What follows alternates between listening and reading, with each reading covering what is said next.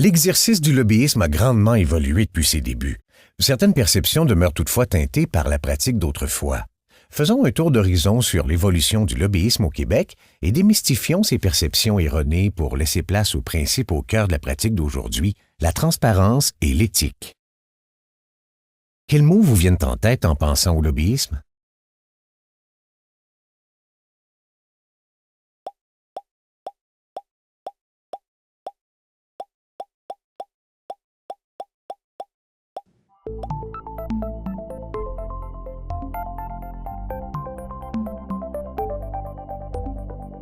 Honnêtement, je pense qu'il y a une question de confusion. On confond le lobbyisme avec du trafic d'influence, avec la corruption. Trafic d'influence, corruption, c'est illégal, alors que le lobbyisme, lui, est légal, et non seulement légal, mais il est souhaitable.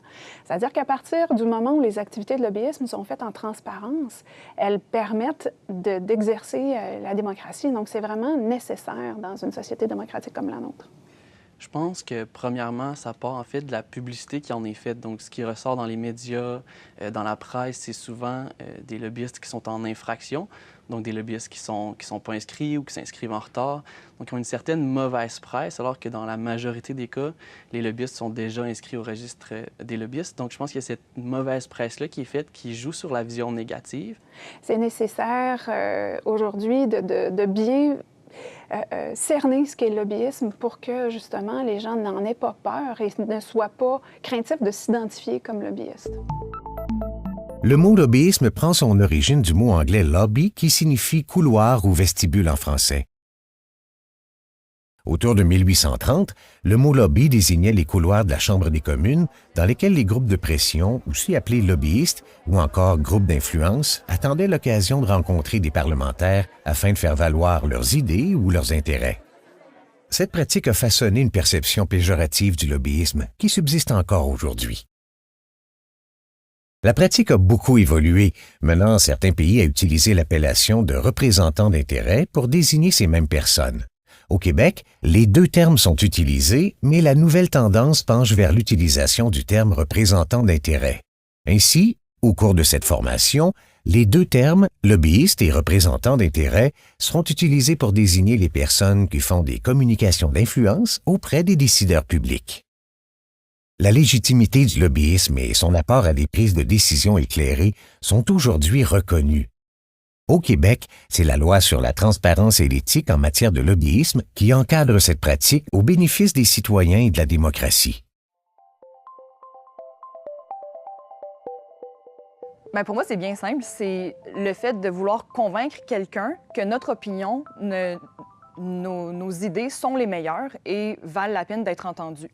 Donc, qu'on soit un individu, qu'on soit une entreprise, qu'on soit un regroupement, peu importe, on a des opinions sur certains sujets, on a des projets, des initiatives qu'on veut faire valoir. Et c'est tout à fait normal de vouloir s'adresser aux personnes qui ont le pouvoir de faire quelque chose par rapport à ces idées-là. On ne peut pas reprocher aux citoyens, aux groupes d'intérêt, aux entreprises de faire connaître leurs valeurs, leurs intérêts, leurs produits. Si c'est fait dans les règles de l'art, si c'est encadré démocratiquement, c'est tout à fait sain pour l'ensemble de la population.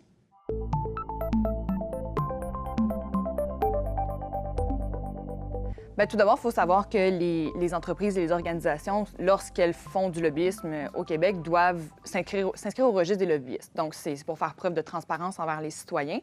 C'est important que les citoyens soient informés tout d'abord que ce registre-là existe et par la suite de le consulter, simplement parce que c'est pour eux que ce registre-là existe. Le citoyen pourrait être surpris, il pourrait y trouver son compte en constatant que des gens, des lobbyistes, des organismes, travaillent dans le sens de ses intérêts.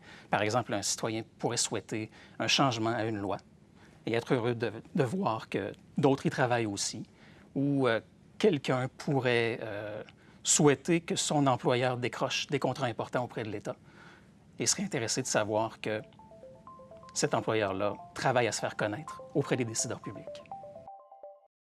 Cette formation vous donnera l'occasion de vous interroger sur le sujet du lobbyisme et d'en apprendre davantage sur son encadrement.